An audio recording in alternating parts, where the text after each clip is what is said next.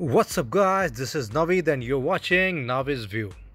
Last month Apple announced new MacBook Air and iPad Pro with new Magic Keyboard accessory to really give to iPad Pro laptop-like feel.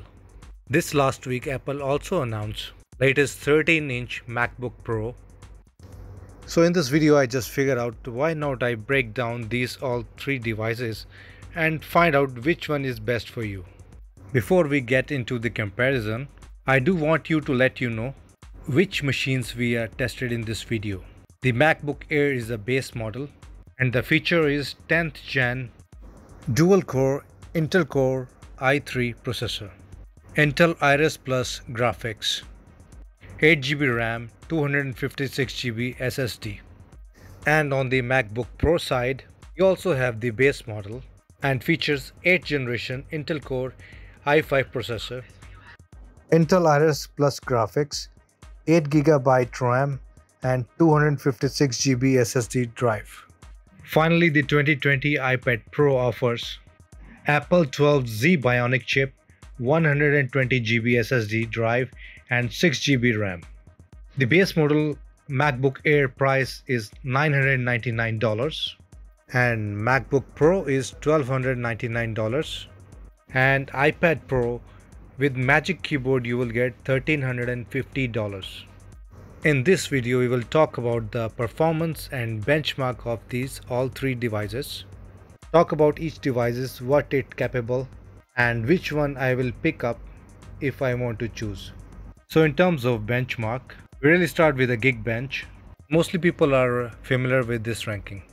And I think so you guys will get surprised to see the performance of iPad Pro. In fact, the iPad Pro barely edged out new 10th generation Intel processor on the MacBook Air and acquired a bit ahead on 8th gen chip which found on the base model on 2020 MacBook Pro. In single core bench score, in multi-core, iPad Pro is far and away from head to MacBook Pro and MacBook Air. I think so it's confirming to know that its expensive iPad Pro is better than other two options. But how it translates to real world use? Because how a device performs when being used for everyday tasks is more important than how it benchmark.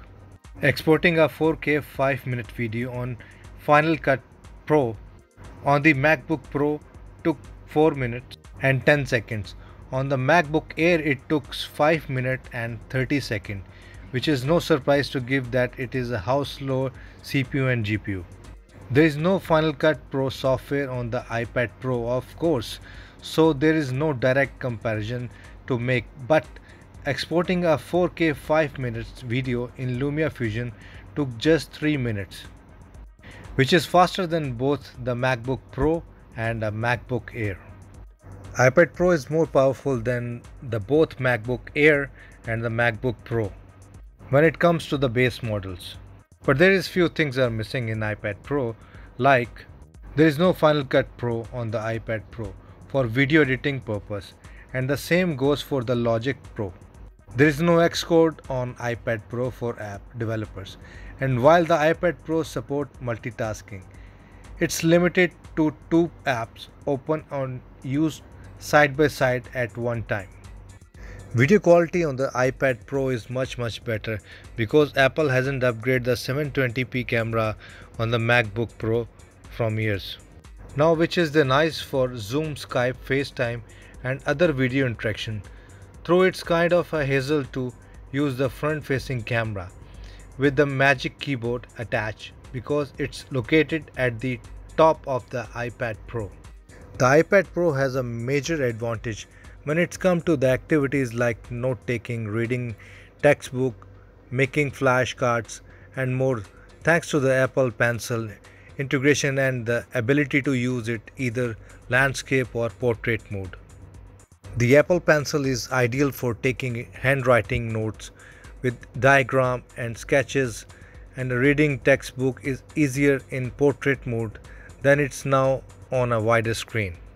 When it comes to the writing documents, browsing the web and similar tasks, the Magic Keyboard elevates the iPad Pro and the level of the MacBook Air and the MacBook Pro. And it's vital for those who wants to have a laptop like machine that's much more versatile. If we talk about the MacBook Air, it's a value for the money. It's just $999. It is the perfect machine for everyday use tasks like documents creation, writing and web browsing. Plus it can be handle video editing, photo editing and the similar tasks through. It's not just machine to get it. You are looks for exporting large videos like time or doing super system intensive work. And the last MacBook Pro is a more robust machine, better suited to tasks that need more CPU and GPU power. But to really take advantage on the MacBook Pro capabilities, you probably need a setup to up to have $1,799 machine rather than relying on the entry level model with its old processor. What are your thoughts on these three machines? Do you have one? Which did you choose and why? Let us know in the comments. Hope friends you like this video. Don't forget to subscribe my channel. Please press the bell icon. See you in next video on Navi's View.